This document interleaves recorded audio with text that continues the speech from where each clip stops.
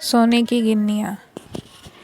एक समय की बात है। एक दिन दो मित्र सोहन और मोहन अपने गांव के मंदिर की सीढ़ियों पर बैठकर बातें कर रहे थे। इतने में एक तीसरा व्यक्ति जतिन उनके पास आया और उनकी बातों में शामिल हो गया। तीनों दिन भर दुनिया जहां की बातें करते रहे।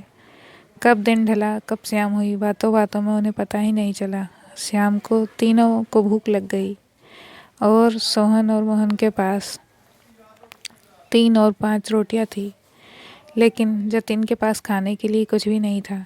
सोहन और मोहन ने तय किया कि वे अपने पास की रोटियों को आपस में बांटकर खा लेंगे।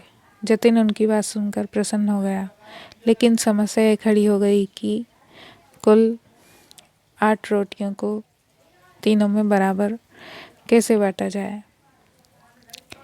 सोहन इस समस्या का समाधान निकालते हुए बोला, हमारे पास कुल 8 रोटियां हैं। हम इन सभी रोटियों के 3-3 टुकड़े करते हैं। इस तरह हमारे पास कुल 24 टुकड़े हो जाएंगे।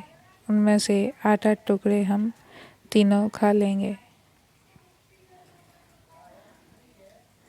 मोहन और जतिन को यह बात जच गई और तीनों ने वैसा ही किया। रोटियां खाने के बाद वे तीनों उसी मंदिर की सीढ़ियों पर सो गए, क्योंकि रात काफ़ी हो चुकी थी। रात में तीनों गहरी नींद में सो गए और सीधे अगले दिन सुबह ही उठे। सुबह जतिन ने सोहन मोहन से विदा ली और बोला, मित्रों, कल तुम दोनों ने अपनी रोटियों से तोड़कर मुझे जो टुकड़े दिए, उसकी वजह से मेरी भूख मिट गई। इसके लिए मैं तुम दोनों का बहुत आभारी हूँ।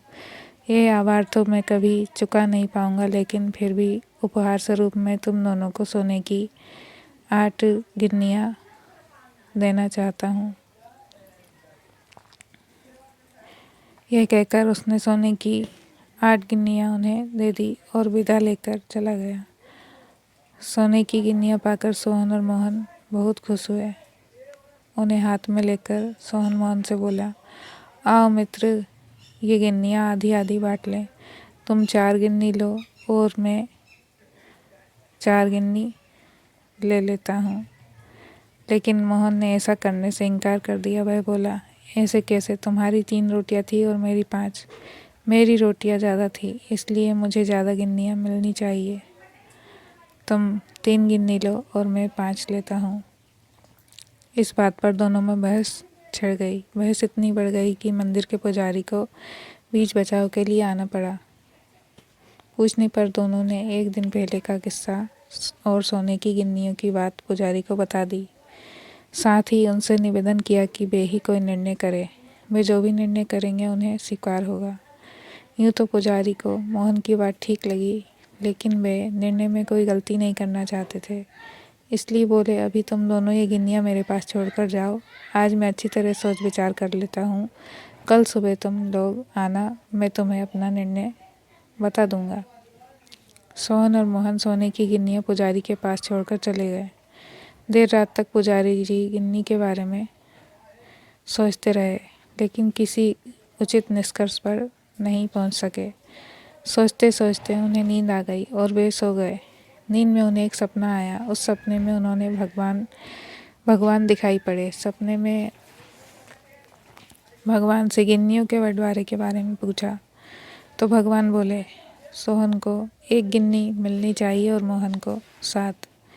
यह सुनकर पुजारी जी हैरान रह गए और पूछ बैठे, ऐसा क्यों प्रभु? तब भगवान जी बोले, देखो, सोहन के पास 3 रोटियां थी, जिसके उसने 9 टुकड़े किए। उन 9 टुकड़ों में से 8 टुकड़े उसने खुद खाए और 1 टुकड़ा जतिन को दिया। वहीं मोहन के मैंने अपनी 5 रोटियों के 15 टुकड़े किए और उनमें से 7 टुकड़े जतिन को देकर खुद 8 टुकड़े खाए।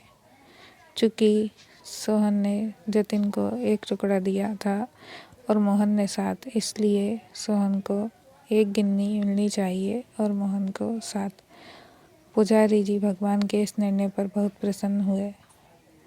उन्हें कोटि कोटि धन्यवाद देते हुए बोले, प्रभु, मैं ऐसे न्याय की बात कभी सोच ही नहीं सकता था। अगले दिन जब सोहन और मोहन मंदिर आकर पुजारी से मिले तो पुजारी जी ने उन्हें अपने सपने के बारे में बताते हुए अंतिम निर्णय सुना दिया। सोने की गिन्नियों की बांट दी।